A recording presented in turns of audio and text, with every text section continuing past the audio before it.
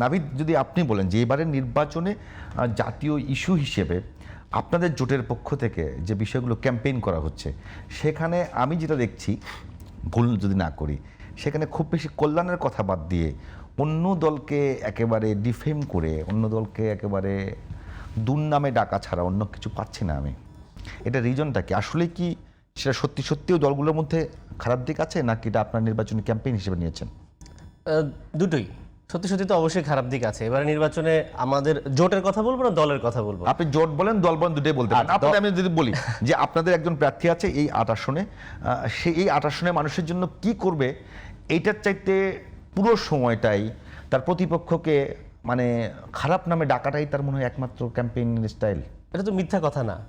এখন এই আসনের মূল সমস্যায় যদি এটা হয়, তাকে তো সেটাই অ্যাড্রেস করতে হবে। উনি জনগণের জন্য কি করবে, এটা এই 5টা কথাই, মানে উনি কিন্তু খুব সহজে ওনার ইস্তেহারটা কিন্তু সুন্দর একটা ইস্তেহার দিয়েছেন, আপনি যদি দেখে থাকেন।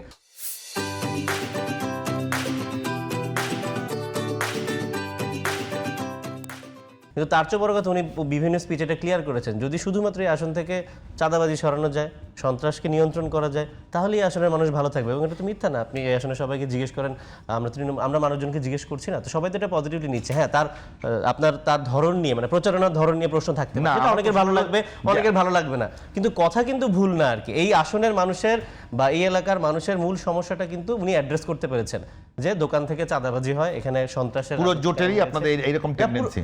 এটা তো অবশ্যই, এটা সারা দেশে তো এখন এটা একটা ক্রাইং নিড। আমরা কিন্তু বারবার বলেছি এবং আরো আগে থেকেও বলছি, নির্বাচনের আগে থেকে, যে আমরা দেশ থেকে ফ্যাসিবাদ দূর করতে পেরেছি, দুর্নীতিকে দূর করতে পারিনি। তা আমরা কিন্তু বারবার আমরা দুর্নীতির কথা বলে বিএনপি তাহলে রেগে যায় কেন, সেটাও তো একটা প্রশ্ন।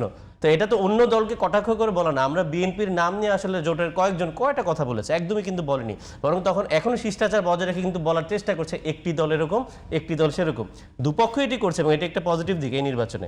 কিন্তু যখন বলে, ধরেন আমি দেখলাম যে ন্যায় এবং ইনসাফের কথা বলেছেন আজাহারি সাহেব, যে এই নির্বাচনে আপনারা ন্যায় এবং ইনসাফের পক্ষে যারা থাকবেন তাদেরকে ভোট দেবেন। ওখানে আমি কমেন্টে দেখছিলাম যে বিএনপি অ্যাক্টিভিস্টরা সবাই রেগে গেলেন, কিন্তু তাদের তো এখানে রেগে যাওয়ার কোনো কারণ ছিল না। ন্যায় এবং, এটা তো সুন্দর কথা তাই না, যে ন্যায় এবং ইনসাফের পক্ষে আপনারা ভোট দিবেন, সেটা বিএনপির পক্ষে হোক, জামাতের প্রার্থী হোক, এনসিপির প্রার্থী হোক, কোনো অসুবিধা নেই। আপনারা কথায় কথায় ক্যাম্পেইন করছেন, আমরা কথায় কথায় ক্যাম্পেইন করছি দুর্নীতি, চাঁদাবাজি, সন্ত্রাস। এটা নিয়ে জাহিদ ভাই আপনিও মাথায় রাখেন যে কথায় কথায় জামাত এনসিপি জোট না, আমি এটা কিন্তু আপনি বলছেন আপনার খারাপ করছে আমাদের জানবার জন্য, যে জামাত এনসিপি জোট কথায় কথায় বলছে যে দুর্নীতি এবং চাঁদাবাজি, নিঃসন্দেহে তার প্রতিপক্ষকে বলছেন, অবশ্যই প্রতিপক্ষে বলছেন, প্রতিপক্ষকে বলছেন, আমি বলছি দলের নাম বলার দরকার নাই। প্রশ্ন, আপনারা দুর্নীতিকে প্রথম প্রায়োরিটি দিচ্ছেন, চাঁদাবাজকে প্রায়োরিটি দিচ্ছেন, দিয়ে ক্যাম্পেইন করছেন।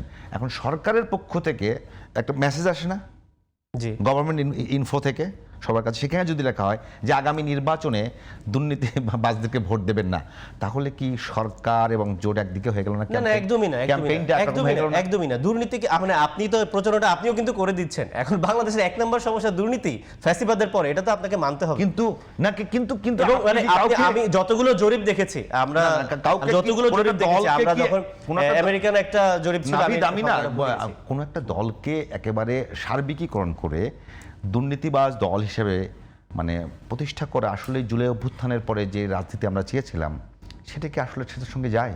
সমস্যাটা থেকে আপনাকে অ্যাড্রেস করতে হবে। জুলাই অভ্যুত্থানের পরে আমরা সবচেয়ে বেশি কিন্তু বলেছি সংস্কারের কথা, এটাও কিন্তু আপনাকে দেখতে হবে। আমি যদি এনসিপির কথা বলি, সংস্কারের জন্য এনসিপি যত কথা বলেছে, বাকি সব দল মিলেও কিন্তু অত কথা বলেনি। এবং আমরা কিন্তু আমাদের 1 নম্বর ম্যান্ডেট হচ্ছে সংস্কারের কথা, এবং আমরা সেটা নিয়ে রাজনীতিটা করছি। এই নির্বাচনে এসে এটার সাথে কিন্তু যুক্ত হয়েছে, যে মানে জোট হওয়ার পরে বলি বা নির্বাচনের প্রাসঙ্গিকতার কারণে বলি দুর্নীতি। তো এটাকে আমরা অ্যাড্রেস না করে, যতজন দর্শক শুনছে, আমি শিওর সবাই রিলেট করতে পারছে না। যতগুলো জরিপ হয়েছে, আমি ওটাই বলছিলাম, তখন কথাটা শেষ করতে পারিনি, যে সাধারণ মানুষ বাংলাদেশের প্রবলেম কি মনে করে। আমি দেখেছি সবাই করাপশনকে মনে করে, 60% পর্যন্ত দেখেছি, সম্ভবত রিপাবলিকান ইনস্টিটিউটের একটা জরিপে। না, আমি সে করাপশনটা কোথায়, আমি করাপশনের সবচেয়ে সরাসরি সম্পৃক্ত আমলাতন্ত্রের সঙ্গে, সরকার মানে রাষ্ট্রের সঙ্গে মানুষের, সেটা খুব বেশি সরকারের সঙ্গে তো নয়। সরকার রাষ্ট্রকে আপনি এখানে কিভাবে পাল্টাবেন? হ্যাঁ, কিন্তু নিঃসন্দেহে এখানে আলাদা। এখানে নিঃসন্দেহে আলাদা, ঠিক আছে। নিঃসন্দেহে আলাদা। বিএনপির সমস্যা হচ্ছে কি, বিএনপির তো একটা ব্যাগেজ আছে। বিএনপি যখন গভর্নমেন্টে ছিলেন সেখানে জামায়াত তো তার অংশীদার ছিলেন, তো অবশ্যই বিএনপি যখন গভর্নমেন্টে ছিলেন তাদের সাথে দুর্নীতির ট্যাগটা কিন্তু লেগে গেছে, এবং এটা তো আপনি আওয়ামী অস্বীকার লীগ করতে দিয়েছে। পারবেন না। মানে শুধু আওয়ামী লীগ কেন দিবে? তারা কি 3 বছর 4-3 বছর মানে দুর্নীতিতে চ্যাম্পিয়ন হয়নি? চ্যাম্পিয়ন হচ্ছে আগের ডেটা অনুযায়ী। আর তো এটা কি যদি আপনি আপনি- অস্বীকার করবেন যে তাহলে বিএনপি মানে বিএনপি না, সরকার এই দুর্নীতিগ্রস্ত জায়গায় ছিল আমি না? অস্বীকার করছি। এটা জনগণের উপর তাহলে আমি ছেড়ে আমি দিলাম। তথ্য দিচ্ছি। আওয়ামী লীগের সাথে আমি কখনো কম্পেয়ার করছি না, কিন্তু আমি বলার চেষ্টা করছি বিএনপির সবচেয়ে বড় ব্যাগেজটা হচ্ছে না, তাদের বিগত আমি না- সরকার একটি আমি না- দুর্নীতিগ্রস্ত সরকার ছিল। আমি না নাভিদ, আমি না এটা না, আমি অনেকে মনে করবে যে আপনি উপস্থাপক হয়ে ডিবেট করছেন। আমি চাচ্ছি যে কি আপনাদের রাজনৈতিক দলগুলোর মধ্যে ডিবেট হোক, সেটা অন্ততপক্ষে সুস্থ হোক। অ্যান্ড প্রশ্ন হলো বিএনপি যে কয়বার বিএনপির আমলে বাংলাদেশ দুর্নীতিতে চ্যাম্পিয়ন হয়েছে, ওখানে ওই দুর্নীতি চ্যাম্পিয়ন হবার জন্য যে সিস্টেমে আসতে হয়, যে ক্রাইটেরিয়া মেনটেন করতে হয়, সেখানে আগের তথ্যগুলো আসে। সেই তথ্যগুলোর সঙ্গে ওই সরকারের সম্পৃক্ততা খুবই কম ছিল, এগুলো আগের তথ্যগুলো এসেছিল। আপনি একটু যাচাই বাছাই করে দেখেন। এখন প্রশ্ন হলো আওয়ামী লীগ যে নামে বিএনপিকে ডেকেছে, জামাতও যদি বিএনপিকে সেই নামে ডাকে, এনসিপিও বিএনপিকে সেই নামে ডাকে, অনুরূপভাবে আওয়ামী লীগ যে নামে জামাতকে ডেকেছে বিএনপিও যদি সেভাবে ডাকে, এগুলো আমরা অপোজ করবো না? আপনারা হ্যাঁ অপোজ করবেন, কিন্তু বিএনপি তো ডাকছে, বিএনপি কি ডাকছে না? জামাতও ডাকছে, হ্যাঁ, আপনার জোটও ডাকছে। আপনি যদি দুর্নীতির সাথে বিএনপির যোগসূত্রকে বলেন যে আওয়ামী লীগের সাথে ঢাকার সাথে আপনি কম্পেয়ার করেন, প্রমাণিত এটা হয়নি। আমার মনে হয় যে এটা অনেক নাবিদ, আপনি এটা সম্পূর্ণ আমরা মানুষের কথা বলছে। এটা কিন্তু আইডেন্টিটি পলিটিক্সও না। না, না। আপনি ধরেন 71 নিয়ে কথা বলেন, 24 নিয়ে কথা বলেন, এগুলো আইডেন্টিটি পলিটিক্স, আদর্শিক কথা। নাবিদ, আমি বলি কিন্তু দুর্নীতির কথা বলা যাবে না, এটা একদম। আপনাকে বোঝেন না দুর্নীতির জি, বিষয়। sure. গেল 17 বছরে যদি আওয়ামী লীগ, যার হাতে পুরো রাষ্ট্রযন্ত্র, ঠিক আছে, সব কিছু, তারা কি চাইলে বিএনপির টপমোস্ট নেতাদেরকে দুর্নীতি প্রমাণ করতে পারতো না, জোর করে হলেও? তো কেন পারে নাই? না, করেনি একদম বলতে না। চাচ্ছেন? না, পারে নাই। আচ্ছা, তাই আপনি এইটাই বললাম। বলতে চাচ্ছেন- এই জায়গাগুলোতে আমি বলতেছি কি, আপনি তাহলে বলতে চাচ্ছেন যে বিএনপি সরকার মানে 2001 থেকে 6 এর মধ্যে না আমি ওটাও বলছি না। যেভাবে বলছে তারা দুর্নীতিগ্রস্ত সরকার আমি ছিল, ওইভাবে বলছি on না, record আমি এটা ওইভাবে বলছেন। বলছি না।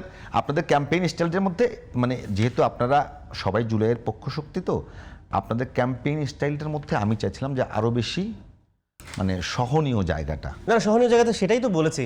আমরা এনসিপির পক্ষ থেকে কিন্তু আমাদের 1 নম্বর রাজনীতিটা হচ্ছে সংস্কার নিয়ে। আমরা কিন্তু সংস্কার নিয়ে কথা বলছি, এবং এটা আরো 6 মাস আগে থেকেই বলে এসেছি। কিন্তু এখানে আপনার দুর্নীতিকে অ্যাড্রেস করতে হবে, কিন্তু মানুষ এটা চাচ্ছে যে বাংলাদেশ আগামীতে যেই সরকার আসুক দুর্নীতিকে নির্মূল করতে হবে। তা আপনি মানুষের যে চাহিদা, এটাকে বলা কি রং কিনা? তাই না? আপনি যদি দুর্নীতিকে নির্মূল করতে পারলে এটা অটোমেটিক্যালি একটা কল্যাণ রাষ্ট্রে পরিণত হবে। সো দুর্নীতিকে অ্যাড্রেস করতে হবে, সন্ত্রাসকে অ্যাড্রেস করতে হবে। এবং আপনি যদি বলেন সহিংসতা নিয়ে, আমি সেদিন একটা জরিপ দেখতে পেলাম, সেইখানেও তো দেখা যাচ্ছে যে সন্ত্রাসের কথা যে আমরা বলছি এটা তো একেবারে অমূলক না। 91% সহিংসতা এবং সন্ত্রাসের সাথে বিএনপির জড়িত। তো তাহলে যখন নির্বাচনী ক্যাম্পেইনে জোট সন্ত্রাস নিয়ে কথা বলছে, চাঁদাবাজি নিয়ে কথা বলছে, এটাও তো অমূলক না।